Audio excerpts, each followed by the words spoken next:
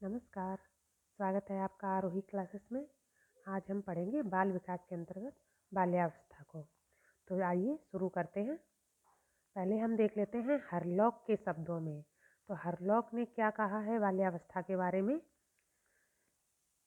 उत्तर बाल्यावस्था 6 वर्ष की आयु से लेकर यौवनारंभ होने तक 11 और 12 वर्षों के बीच होती है। उत्तर बाल्यावस्था को उन्होंने क्या बताया, 6 वर्ष की आयु से लेकर किशोरावस्था शुरू होती है, उससे मतलब बीच में होती है 11 और 12 वर्षों के बीच में। ठीक है, चलिए बाल्यावस्था का महत्व समझ लेते हैं। तो मनोवैज्ञानिकों ने इस अवस्था को बालक का निर्माणकारी काल कहा है। बालक का निर्माणकारी काल कि इस जो अवस्था है, इस अवस्था में बालक का निर्माण शुरू हो जाता है। ठीक है, तो इसके विषय में इसका महत्व बताया है। तो ब्लेयर, जोन्स व सिम्पसन जो हमारे मनोवैज्ञानिक हैं, उन्होंने अपने कुछ विचार दिए हैं इसके बारे में। हम उनके विचार से जानेंगे कि बाल्यावस्था का हमारे जीवन में क्या महत्व है, हमारी जो और अवस्थाएं हैं उनका महत्व है, उनके साथ साथ बाल्यावस्था का कितना महत्व है। तो देखिए उनके विचार हम देख लेते हैं। शैक्षिक दृष्टिकोण से जीवन चक्र में बाल्यावस्था से अधिक महत्वपूर्ण और कोई अवस्था नहीं है। ठीक है, जो अध्यापक इस अवस्था में बालकों को शिक्षा देते हैं, उन्हें बालकों का उनकी आधारभूत आवश्यकताओं का, उनकी समस्याओं का और उनकी परिस्थितियों की संपूर्ण जानकारी होनी चाहिए, जो उनके व्यवहार को रूपांतरित और परिवर्तित करती हैं।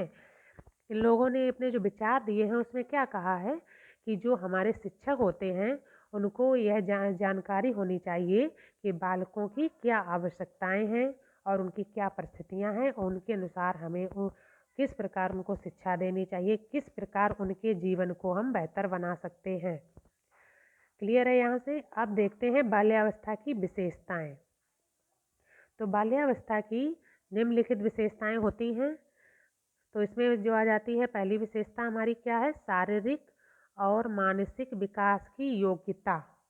बाल्यावस्था की जो विशेषता है उसमें पहली विशेषता हमारी क्या आ गई, शारीरिक और मानसिक विकास में स्थिरता स्थिरता आ जाती है। ठीक है, जैसे मतलब जो हमारा शैशवावस्था होती है जो हमारी, उसमें मानसिक और शारीरिक विकास तेज गति से होता है। ठीक है, आपको हमने समझाया है। लेकिन जो हमारी बाल्यावस्था आती है उसमें हमारा जो शारीरिक और मानसिक विकास है उसमें स्थिरता आ जाती है, यानी धीमी गति से होने लगता है, होता है पर थोड़ा मंद गति या धीमी गति से होने लगता है। अगला पॉइंट है हमारा मानसिक योग्यता में वृद्धि। तो मानसिक योग्यता में वृद्धि हो जाती है। इस समय बालक की जो मानसिक योग्यताएं हैं उसमें वृद्धि होती है, वस्तुओं में उसकी रुचि होने लगती है और प्रत्यक्षीकरण और स्मरण शक्ति उसमें बढ़ जाती है। ठीक है, जो प्रत्यक्ष जो वस्तुओं को देखता है उनको याद रखने की क्षमता उसमें बढ़ जाती है। तो मानसिक योग्यताओं में वृद्धि हो जाती है बाल्यावस्था में। ठीक है, इसके बाद होते हैं हमारा अगला पॉइंट है जिज्ञासा की प्रबलता। तो हमारे जो बाल्यावस्था है उसमें जिज्ञासा की प्रबलता पाई जाती है। इसमें क्या होता है, जैसे शैशवावस्था में जो बच्चा होता है वो हमसे प्रश्न करता है यह क्या है। ठीक है, लेकिन जब हमारा जो बालक है वो जब बाल्यावस्था में पहुंचता है तो बाल्यावस्था में वो क्या करता है, वो हमसे क्वेश्चन क्या करेगा, ऐसा क्यों है। ठीक है, तो उसकी जो जिज्ञासा की प्रबलता है वो बढ़ जाती है। वो हमसे सीधा क्वेश्चन ये करता है ऐसा क्यों है ठीक है, लेकिन ऐसा है क्यों। ठीक है, तो इसमें हमें जो विशेषता है हमारी बाल्यावस्था जिज्ञासा में प्रबलता पाई जाती है। सामूहिक प्रवृत्ति की प्रबलता, अगला पॉइंट हमारा क्या है, सामूहिक प्रवृत्ति की प्रबलता। तो इसमें क्या होता है, बच्चा हमारा है वो सामूहिक रूप से खेल में भाग लेता है। ठीक है, सामूहिक रूप से उनकी उसकी भावना समूह के प्रति ज़्यादा बढ़ जाती है। अपना ज़्यादातर समय वह अपने दोस्तों के साथ व्यतीत करता है जो एक समूह में होते हैं, उनके साथ वो खेल खेलता है। ठीक है, तो यहाँ पर वह अनेक प्रकार के नैतिक मान्यताओं का नियंत्रण करने लगता है, आचरण सीखता है और किसी ना किसी समूह का वह सदस्य होता है। ठीक है, जो बच्चे खेलते हैं उसमें। तो सामूहिक प्रवृत्ति की प्रबलता पाई जाती है बाल्यावस्था में। अगला पॉइंट हमारा क्या है, बहिर्मुखी प्रवृत्ति का विकास। अच्छा, इसको हम समझ लेते हैं। बहिर्मुखी प्रवृत्ति का विकास, इसका मतलब है कि जब बच्चा हमारा शैशवावस्था में होता है तब उसमें अंतर्मुखी प्रवृत्ति ज़्यादा पाई जाती है, लेकिन जब बालक बाल्यावस्था में पहुंचता है तो उसमें बहिर्मुखी व्यक्तित्व पाया जाता है। वह बाहर की वस्तुओं को देखने, दूसरे के विषय में ज़्यादा रुचि लेने लगता है। ठीक है, बहिर्मुखी होने के कारण वह समाज में अपने को समायोजित कर लेता है। ठीक है, वह बाहर की चीज़ों में अपनी रुचि लेने लगता है। इसके बाद अगला पॉइंट हमारा क्या है, सामूहिक खेलों में विशेष रुचि। यहाँ से भी ये बच्चा सामूहिक रूप से खेलों में विशेष रुचि लेता है, अपने दोस्तों के साथ समूह में वह खेलना पसंद करता है। चलिए आगे देख लेते हैं। तो जब बच्चा जो खेल में रुचि लेता है उसके बारे में परिभाषाएं दी है। कार्ल ब्रूस ने क्या कहा है कि खेलों के द्वारा व्यक्ति अपने भावी जीवन की तैयारी करता है। कार्ल ब्रूस ने परिभाषा दी है कि खेलों के द्वारा व्यक्ति अपने भावी जीवन की तैयारी करता है। तो बच्चों की ये बाल्यावस्था बहुत ही इम्पोर्टेंट अवस्था है बालक के जीवन में। अगले हमारी जो परिभाषा है वो स्टैनली हॉल की देख लेते हैं कि बालकों के खेल उन कार्यों की पुनरावृत्ति है जो सृष्टि के प्रारंभ से उनके पूर्वज करते आए हैं। ऐसा होता है जो हमारे पूर्व पीढ़ी के लोग होते हैं वो खेल खेलते हैं, उन्हीं खेलों को हम भी खेलते हैं और आगे आने वाली भी पीढ़ी उन्हीं खेलों को खेलती है। ठीक है, तो इस तरीके से जो स्टैनली हॉल ने परिभाषा दी है। इसके बाद एक परिभाषा हम देख लेते हैं स्पेंसर की। स्पेंसर ने क्या कहा है कि बालक खेल के द्वारा अपनी अतिरिक्त शक्ति का व्यय करता है। ठीक है, खेल के द्वारा वह क्या करता है, अपनी अतिरिक्त शक्ति का व्यय करता है। चलिए अगला पॉइंट है सामाजिक एवं नैतिक विकास। तो बालक में सामाजिक और नैतिक विकास होने लगता है कब, बाल्यावस्था में। वह क्या कर किसी ना किसी समूह का सदस्य तो होता है, वहाँ से वह क्या मतलब सामाजिक, जैसे कोई उसको समूह द्वारा उसे कोई आज्ञा दी जाती है तो उसको वह मानता है। ठीक है, और उसमें कई गुणों का विकास होने लगता है, जैसे आज्ञाकारिता, सहयोग, सद्भावना, सहनशीलता आदि गुणों का उसमें विकास होने लगता है। और वह नैतिक गुणों का भी विकास होने लगता है उसमें, और न्यायपूर्ण, ईमानदारी, ये सब उस खेल के द्वारा सीखता है। और सामाजिक नैतिक विकास ये बच्चे में बाल्यावस्था में होने लगता है। ठीक है, तो ये हो गए विशेषताएं, बच्चे की बाल्यावस्था की प्रमुख विशेषताएं। इसके बाद हम देख लेते हैं शारीरिक विकास कि आखिर बाल्यावस्था में बालक का शारीरिक विकास कैसे होता है। तो बाल्यावस्था में शारीरिक विकास में पहला हमारा पॉइंट आ जाता है स्नायु मंडल। ठीक है, पहला हमारा पॉइंट क्या है, स्नायु मंडल। तो इसके संबंध में जैसे स्नायु मंडल का विकास होता है उसी के साथ साथ हमारी बुद्धि का विकास होता है, और बुद्धि के विकास में भी वृद्धि होती जाती है जो उसके व्यवहार को एक नया रूप देते हैं। ठीक है, बालक का संवेगात्मक व्यवहार उसकी विभिन्न परिस्थितियों के द्वारा बनता है। जैसी जैसी उसको परिस्थितियां आती हैं उसके अनुसार बालक अपने व्यवहार को नियंत्रित करता है। अगला पॉइंट हमारा क्या है, मांसपेशियों में वृद्धि। तो बाल्यावस्था में व्यक्ति की जो गामक शक्ति होती है और जो मांसपेशियां होती हैं वो मजबूत हो जाती हैं, उनमें क्रियाशीलता दिखाई देने लगती है। अब बालक ज़्यादा खेल खेल लेता है, चढ़ना उतरना कूदना दौड़ना इन चीज़ों में गामक क्रियाएं जो होती हैं वो तेज हो जाती हैं। ठीक है, तो उसकी मांसपेशियों में वृद्धि हो जाती है बाल्यावस्था में 6 से 12 वर्ष की उम्र। इसके बाद होता है अगला पॉइंट हमारा क्या है, अंतःस्रावी ग्रंथियाँ। तो अंतःस्रावी ग्रंथियाँ क्या होता है, जब ये विकसित होती हैं तो इससे कार्यों में परिवर्तन होने लगता है और नए कार्यों को करने लगता है, नई भावनाएं उसमें जन्म लेने लगती हैं। तो अंतःस्रावी ग्रंथियों के द्वारा उसमें नवीन परिवर्तन आते हैं। ठीक है, अगला पॉइंट क्या है, संपूर्ण ढांचा, संपूर्ण शारीरिक ढांचा। तो उसके शारीरिक विकास होता है, उसमें संपूर्ण शारीरिक ढांचे का विकास होता है। अब संपूर्ण शारीरिक ढांचे में क्या क्या चीज़ें आ जाती हैं, उसका भार आ जाता है। ठीक है, भार में वृद्धि होती है। इसमें क्या होता है, यहाँ पर लड़कियों में भार में वृद्धि अधिक होती है, आकार में वृद्धि अधिक होती है, हड्डियाँ मजबूत हो जाती हैं, मांसपेशियों में वृद्धि होती है, सिर व मस्तिष्क में वृद्धि होती है, दांत स्थायी दांत निकल आते हैं, सामान्य स्वास्थ्य में वृद्धि होती है, शारीरिक गति पर नियंत्रण हो जाता है।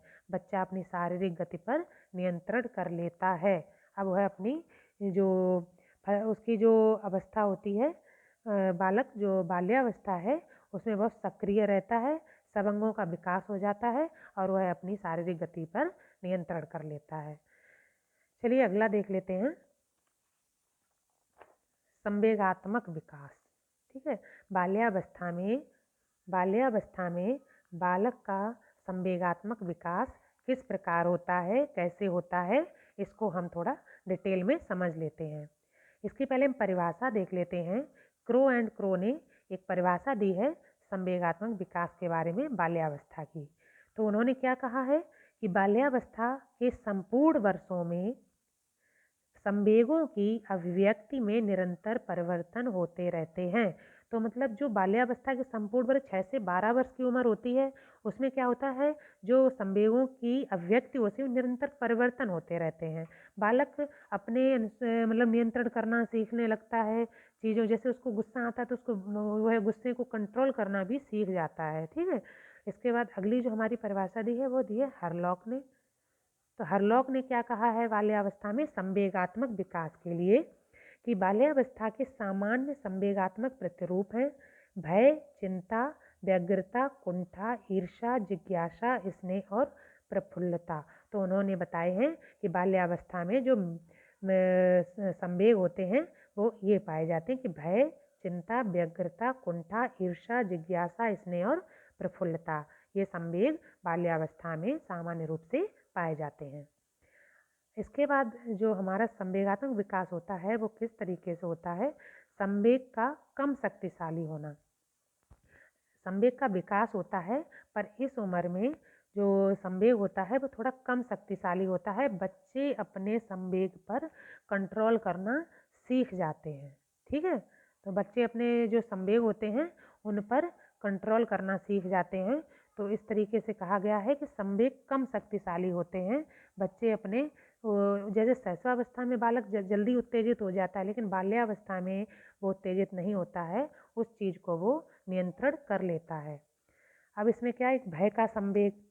तो भय का संवेग जो शैशवावस्था होती है उसमें भय का संवेग उत्पन्न नहीं होता है। ठीक है, लेकिन जब बाल्यावस्था आती है तो उसमें भय का संवेग आ जाता है, चिंता का संवेग आ जाता है। अब ये किस कारण से होता है, उसे माता पिता का डर होता है कि कहेंगे पढ़ नहीं रहे हो, स्कूल में जो काम नहीं किया है, या टीचर का डर। तो वो जो डर पैदा हो जाता है, भय पैदा हो जाता है, वो होता है बाल्यावस्था में। शैशवावस्था में भय का संवेग नहीं होता है। ठीक है, अगला पॉइंट हमारा क्या है, निराशा और असहायपन। निराशा और असहायपन, ठीक है, इसका हम समझ लेते हैं।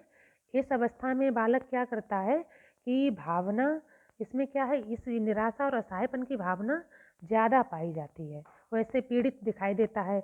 वो क्या होता है कि जैसे बालक है, उसके माता पिता जो कहते हैं वो उनसे कुछ कह भी नहीं पाता है, कुछ बोल भी नहीं पाता है। उसके मम्मी पापा उसको डांटते नहीं खेलने जाना है, तो उसको वो मतलब उसका मन होता है लेकिन फिर भी वो नहीं जा पाता है। तो अपने आप को वो निराश और असहाय महसूस करता है कि हम कुछ कर ही नहीं पा रहे हैं, हम जो चाह रहे हैं वो नहीं कर पा रहे हैं। ठीक है, तो हमें बच्चों को थोड़ी छूट देनी चाहिए उनके खेलने, उनका विकास होने के लिए। अगला पॉइंट हमारा आ जाता है ईर्ष्या और द्वेष। तो इसमें क्या होता है, बालक किसी ना किसी समूह का सदस्य होता है, वह बच्चों के साथ खेलता है, तो उनमें ईर्ष्या और द्वेष की भावना भी आती है। इसमें जैसे बच्चा क्लासरूम में है और उससे बड़ा मतलब उससे बच्चा कोई और है और वो उससे पढ़ने में अच्छा है, तो उससे एक ईर्ष्या और द्वेष की भावना आ जाती है बच्चों में कि देखो ये पढ़ाई में हमसे अच्छा है। ठीक है, तो एक होता है बाल्यावस्था में। ठीक, इसके बाद क्रोध। इसमें क्या होता है, क्रोध की जो मुख्य कारण होता है बाल्यावस्था में वो होता है हताशा। उसको क्या होता है कि उसके स्वतंत्रता उसको चाहिए होती है, पर उसके माँ बाप उसको स्वतंत्रता देते नहीं हैं, उसकी आलोचना करते हैं। ठीक है, आलोचना मतलब अपने बच्चे का मतलब दूसरे बच्चे से कंपैरिजन करते हैं कि देखो वो बच्चा इतना अच्छा है, पड़ोसी का बच्चा इतना अच्छा है, लेकिन देखो तुम अच्छे नहीं हो, तुम सही नहीं हो, तुम पढ़ने में अच्छे नहीं हो। तो ये मतलब बच्चे में क्रोध पैदा करता है। इस क्रोध को वो अपने छोटे भाई बहनों पे या अपने दोस्तों से लड़ाई झगड़े में निकालता है। तो हमको यहाँ पे क्या करना चाहिए कि अपने बच्चे को किसी दूसरे बच्चे से कंपैरिजन ना करें। हमारा बच्चा है, उसको हम अच्छी शिक्षा दें, वो जैसा है वो अच्छा है, हमारे लिए अच्छा है, उसको हमें अच्छा बनाना है। ठीक है। अगला पॉइंट हमारा क्या है, जिज्ञासा। जिज्ञासा, तो इस उम्र में क्या जिज्ञासा की भावना प्रबल होती है। तो इसमें बालक चीज़ों के बारे में जानना चाहता है। उसके बाद जो खिलौने होते हैं उनको तोड़ के वो उसके अंदर का सारा निकाल लेता है, भाई इसमें क्या बन रहा है, कैसे बन रहा है ना। इस चीज़ को आप लोगों ने देखा होगा, आपके जो छोटे भाई बहन हैं वो खिलौने से खेलने से ज़्यादा उनको तोड़ के उनको समझने में ज़्यादा विश्वास रखते हैं। ठीक है, तो उनमें जिज्ञासा ज़्यादा पाई जाती है। अगला पॉइंट हमारा क्या है, स्नेह और भाव। तो इस अवस्था में स्नेह और भाव की अभिव्यक्ति प्रारंभिक बाल्यकाल जो बाल्यावस्था होती है उसकी तुलना में कम होती है। ठीक है, वह क्या करता है, अपने जैसे मित्र होते हैं जिनके साथ वह रहना चाहता है, उनकी सहायता करता है और उनके मतलब उनके साथ वह रहना चाहता है। तो उसमें स्नेह भाव पैदा हो जाता है बाल्यावस्था में। ठीक, जो शैशवावस्था है उसमें आत्म प्रेम की भावना होती है, लेकिन जो बाल्यावस्था में अपने दोस्तों के प्रति उसमें स्नेह भाव पैदा होता है। ठीक है। प्रफुल्लता, प्रफुल्लता जो हमारा पॉइंट है इसको हम समझ लेते हैं कि बच्चा क्या होता है, में प्रफुल्ल वो जो है व्यंग विनोद मतलब हंसी मजाक करना है और बच्चों के साथ खेलना, आनंद लेना। वह जैसे किसी घटना कोई घटना हो रही है, कोई जैसे जा रहा है, जाते जाते वो गिर गया तो उसको देखकर हंसना, इस तरीके की क्रियाएं वो ज़्यादा करता है, प्रफुल्ल रहता है, खुश रहता है। ठीक है। अब बाल्यावस्था में शिक्षा का स्वरूप कैसा होना चाहिए इसको हम समझ लेते हैं कि आखिर जो हमारा बच्चा है 6 से 12 वर्ष की उम्र है, उस बच्चे को हमें किस तरीके से डील करना चाहिए, किस तरीके से उसको हमें अच्छी शिक्षा देनी चाहिए, उसको समझना चाहिए जिससे हमारा बच्चा अच्छा बने, भविष्य में वह बेहतर कर पाए। तो इसके बारे में हम आगे देखिए डिटेल में देख लेते हैं। शारीरिक विकास पर ध्यान। तो इस उम्र में बच्चे के शारीरिक विकास पर हमें विशेष ध्यान रखना चाहिए, उसके खान पान पर, जिससे बच्चे का शारीरिक विकास अच्छी और गति से हो, तेज गति से हो, शारीरिक हो और मानसिक विकास भी हो उसका। ठीक है। इसके बाद दूसरा पॉइंट हमारा क्या आ गया, बाल मनोविज्ञान। मनोविज्ञान पॉइंट है, इसके अंतर्गत क्या आता है कि जो हमारे माता पिता हैं, हमारे माता पिता या जो टीचर हैं जिनके जिनके संरक्षण में बच्चा आता है, उनको बाल मनोविज्ञान का ज्ञान होना बहुत ज़रूरी है, जिससे वो है बच्चे के जो विकास है उसमें बाधा ना पहुंचाएं। ठीक है। तो ये बाल मनोविज्ञान का ज्ञान होना माता पिता के लिए, अभिभावकों के लिए, टीचरों के लिए बहुत आवश्यक है। ठीक है। तो हम लोगों को इसीलिए मनोविज्ञान की शिक्षा दी जाती है, जिससे हम बालकों के व्यवहार को अच्छी तरीके से समझ सकें। इसके बाद अगला पॉइंट जो हमारा क्या आ रहा है, भाषा विकास पर ध्यान। तो भाषा विकास पर ध्यान देना अत्यंत आवश्यक है। इसके लिए हमको क्या करना चाहिए, कई विषयों पर उन पर बातचीत करनी चाहिए, उनको कहानी सुनानी चाहिए। ठीक है।